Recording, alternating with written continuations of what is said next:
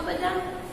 આગળના લેક્ચરમાં આપણે યુનિટ 1 કમ્પ્લીટ કરેલું હતું, જેમાં છેલ્લે આપણે ઓપોઝિટ વર્ડ્સ અને કલર્સના નામ એના આધારે એક ચિત્ર જોઈને ખાલી જગ્યામાં જવાબ લખો તે લખેલું હતું.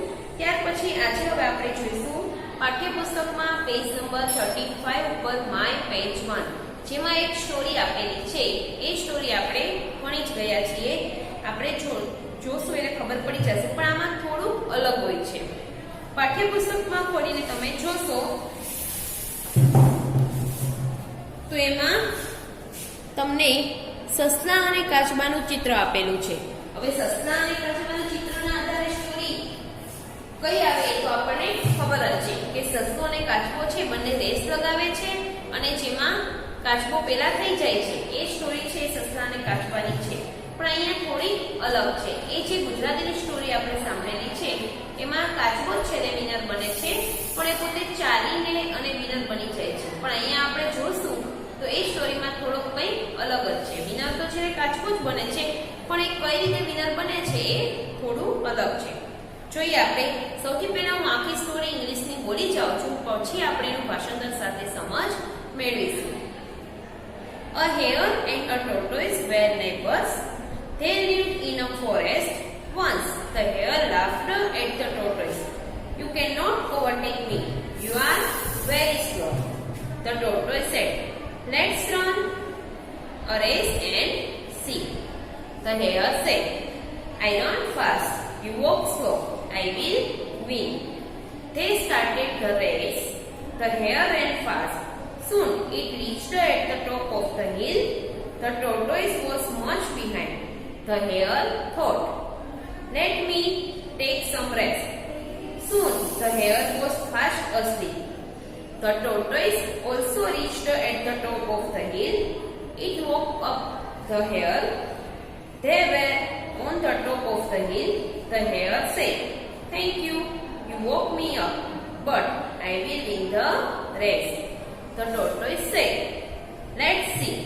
The tortoise pulled its head and legs inside its shell. It looked like a ball. It rolled down the hill. The hare could not overtake it. The tortoise won the race.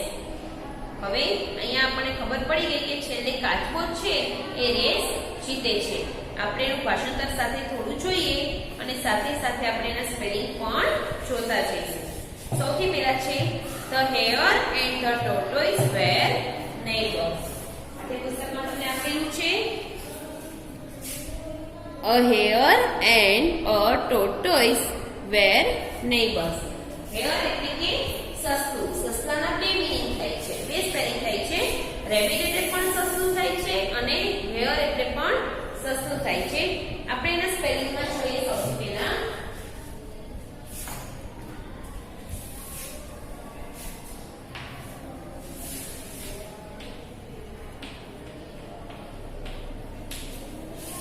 Spelling જોઈએ.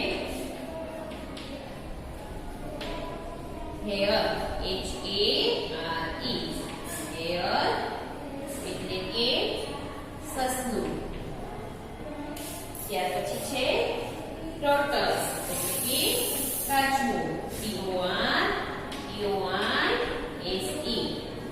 TORTOISE, ટોર્ટસ એટલે કે કાચબો. Turtle એટલે પણ કાચબો થશે અને ટોર્ટસ એટલે પણ કાચબો થશે. સસલા માટે પણ હેયર એટલે પણ સસલું થશે અને રેબિટ એટલે પણ સસલું થશે. નેબર્સ NEIGHBOURS, નેબર્સ એટલે પાડોશીઓ, એટલે એકબીજાના પાડોશી. ત્યાર પછી છે They lived in a forest. Lived એટલે કે રહેવું, forest એટલે કે જંગલ. તેઓ જંગલમાં રહેતા હતા. FOREST, forest એટલે કે જંગલ. સસલું અને કાચબો છે બંને એકબીજાના પાડોશી હતા અને બંને જંગલમાં રહેતા હતા. Once the hare laughed at the tortoise. Once એટલે કે એક વખત.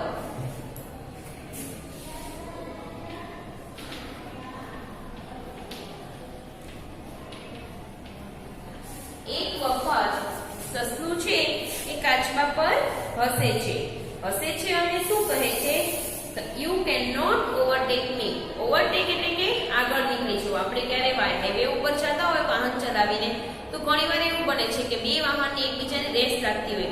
એક વાહન આગળ જાય છે તો બીજું વાહન છે એને ઓવરટેક કરીને આગળ નીકળી જાય છે. વળી પાછું પેલું વાહન આગળ જાય તો વળી પાછું બીજું વાહન છે એને આગળ નીકળી જાય છે. એને કહેવાય છે ઓવરટેક કરવું. એટલે અહીંયા સસલું એમ કહે છે કાચબાને કે તું મને ક્યારે ઓવરટેક કરી શકે તેમ નથી. તું મારાથી ક્યારે આગળ નીકળી શકે તેમ નથી.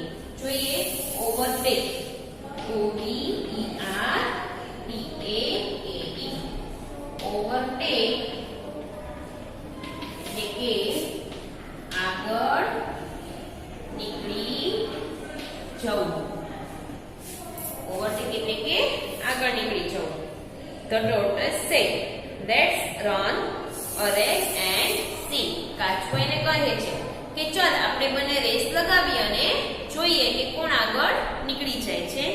The hare said, એટલે કે સસલું કહે છે, "I run fast." હું ઝડપથી દોડું છું. You walk slow. Walk એટલે ચાલવું. Slow એટલે કે ધીમે. તું ધીમે ધીમે ચાલે છે. I will win. હું જ જીતી જઈશ. Win એટલે કે જીતવું.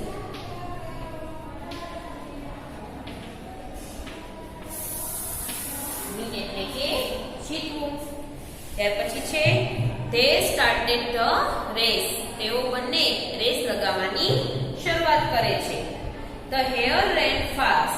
સસલું છે એકદમ દોડવા લાગે છે. આપણને ખબર છે કે સસલું છે એ ખૂબ જ ઝડપથી દોડે અને કાચબા ભાઈ તો ધીમે ધીમે ચાલતા હોય છે. The hare ran fast એટલે કે સસલું ઝડપથી દોડે છે. Soon એટલે કે થોડી જ વારમાં it reached at the top of the hill. થોડી જ વારમાં તે એકદમ ઊંચાઈ સુધી ટેકરીએ પહોંચી ગયો હોય છે. Soon એટલે કે થોડી જ વારમાં.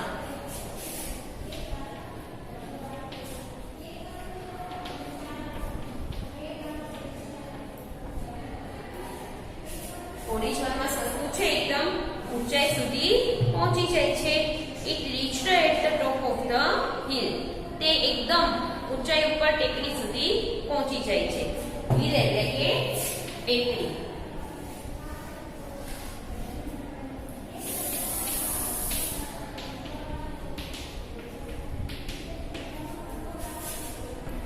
ત્યાર પછી the tortoise was much behind. જે કાચબો હતો એ ખૂબ જ પાછળ રહી જાય છે. much એટલે ખૂબ જ, behind એટલે પાછળ.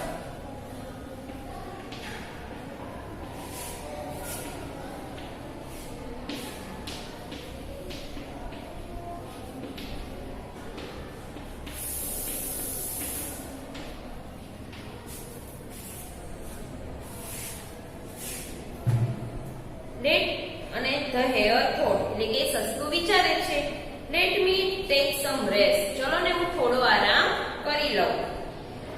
Soon the hare was fast asleep. અને થોડી જ વારમાં સસલું છે એકદમ સૂઈ જાય છે. એને એમ થાય છે કે કાચબા ભાઈ તો જે બહુ બધા પાછળ છે એને તો આવતા બહુ બધી વાર લાગશે તો લાવને હું થોડી વાર આરામ કરી લઉં. એવું વિચારીને જેવી આંખ બંધ કરે છે એવું જ થોડી વારમાં સસલા ભાઈને એકદમ નીંદર આવી જાય છે અને એ સૂઈ જાય છે. સમ એટલે કે થોડો.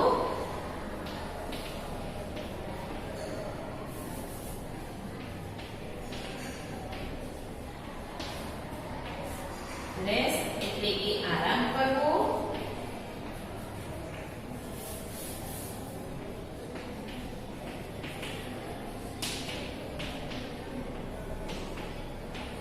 અને asleep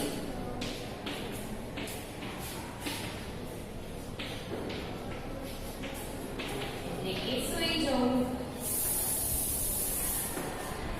asleep એટલે કે સૂઈ જવું.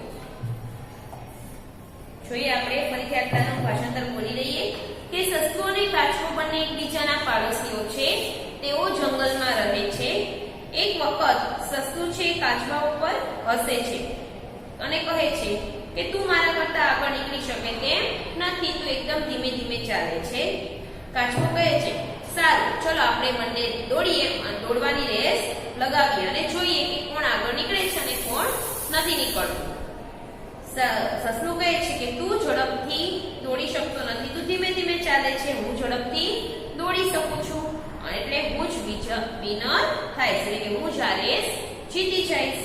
બંને છે એ રેસ લગાવવાની શરૂઆત કરે છે.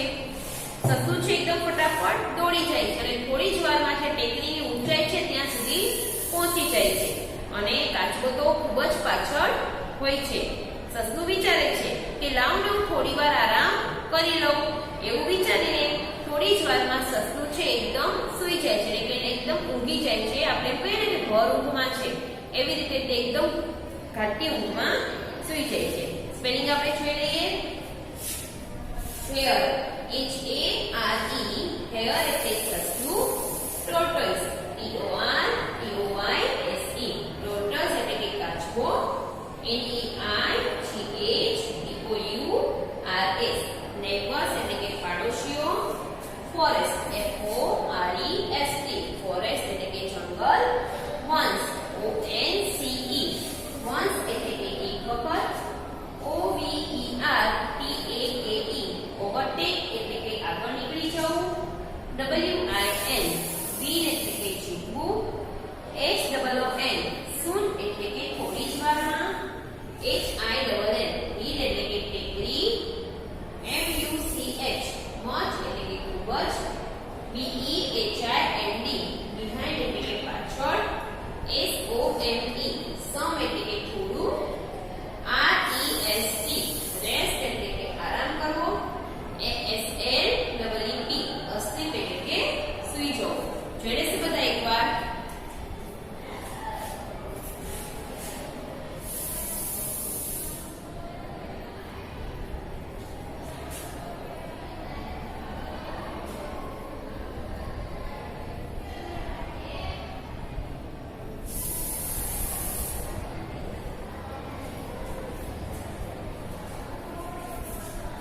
વિદ્યાર્થી મિત્રો, આજના લેક્ચરમાં આપણે સસલા અને કાચબાની સ્ટોરી જોઈ છે, જે હજી અધૂરી છે, જે આપણે આના પછીના લેક્ચરમાં જોઈશું. આજે હું તમને સ્પેલિંગ હોમવર્કમાં આપતી નથી, પણ આના પછીના લેક્ચરમાં બધા સ્પેલિંગ એકી સાથે તમને હોમવર્કમાં આપી દઈશ. ત્યારે બધાએ અંગ્રેજીની બુકમાં લખવાના રહેશે.